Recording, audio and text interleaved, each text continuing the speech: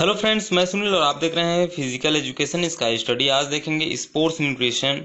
तो science part में ये कोचिंग कंटेंट का अगला भाग है। तो स्पोर्ट्स न्यूट्रिशन अर्थात हो गया पोषण। पोषण मतलब हो गया हमको क्या क्या खाना होता है, ठीक है। डाइट, आहार, कैसे आहार हो। डाइट मतलब हो गया साधारण खाना हो गया। बैलेंस डाइट, संतुलित आहार, कितनी मात्रा में खाना है, कैसे खाना है, क्या क्या आवश्यकता है, किसको कितना आवश्यकता है, एक स्पोर्ट्स पर्सन को कितना कैलोरी की आवश्यकता होता है, उसको क्या क्या देना चाहिए, ये बैलेंस डाइट के अंतर्गत आता है।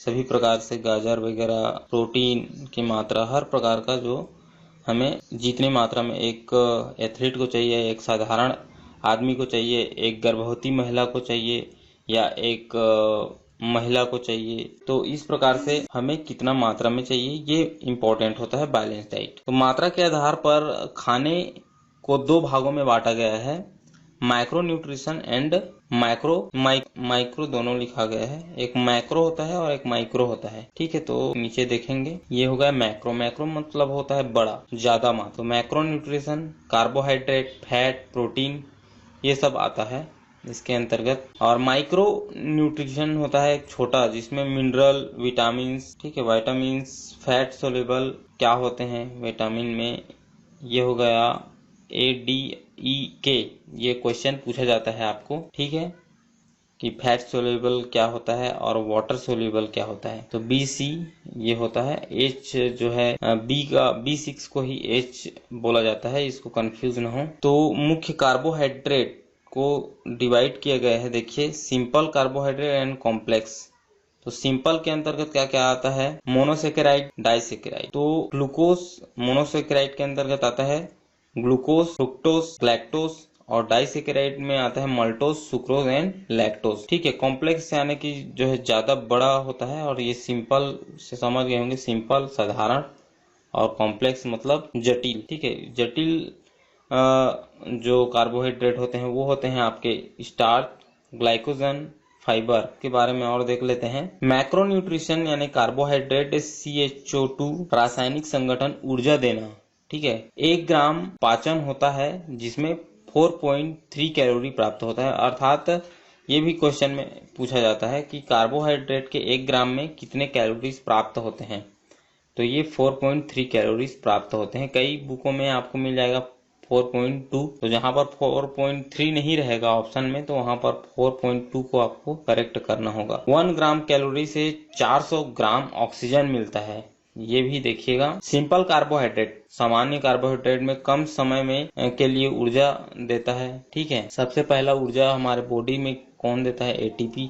ये क्वेश्चन पूछा जाता है, ये हाई लेवल के लिए है। नेक्स्ट है जैसे ग्लूकोज, शर्करा, कैंडी हो गए, जूस, ये सभी C6H12O3O6, ठीक है। और B कॉम्प्लेक्स कार्बोहाइड्रेट, ये कॉम्प्लेक्स कार्बोहाइड्रेट होगा, तो ये होगा जटिल कार्बोहाइड्रेट। अधिक समय तथा देर में ऊर्जा प्राप्त होता है, ठीक है, जिसमें फैट है, वसा, ठीक है, जिसका 1 ग्राम में हमें कितना 9.1 ग्राम ऊर्जा प्राप्त होता है, कैलोरी प्राप्त होता है। तो ये महत्वपूर्ण है जानने के लिए। इसमें 1 ग्राम वसा में 1200 से लेकर के 1600 ऑक्सीजन मिलता है, और वसा से तापमान मिलता है, ठीक है, गर्माहट होती है। तो नेक्स्ट है प्रोटीन।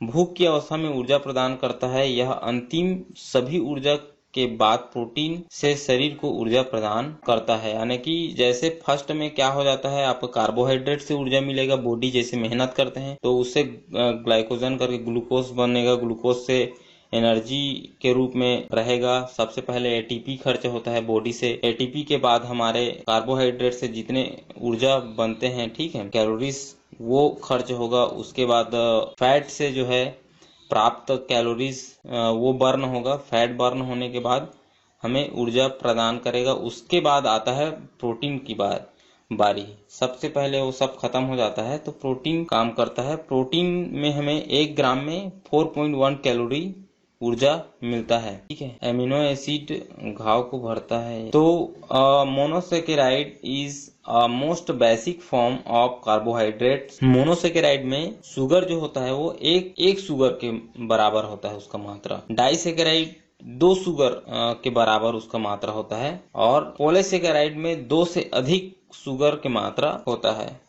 तो मतलब ऐसे कह सकते हैं कि मोनोसेकेराइड एकदम कम शुगर है, और डाइसेकेराइड में थोड़ा उससे अधिक सेकेराइड है, मीन्स शुगर है, और पॉलीसेकेराइड में बहुत ज्यादा मात्रा में शुगर होते हैं। नेक्स्ट है ओलिगोसेकेराइड। इसमें 2 से अधिक शक्कर के अणु होते हैं तथा यह जल में घुलनशील होता है। यह मीठा होता है और खुरदुरा होता है। पॉलीसेकेराइड क्या होता है? जब बहुत सारे मोनोसेकेराइड आपस में ग्लूकोज के साथ आपस में जोड़ते हैं, एक लंबी कड़ी बनाते हैं, तो उसे पॉलीसेकेराइड कहते हैं। इसके 2 भाग हैं, starch amylose and non starch glycogen. Fat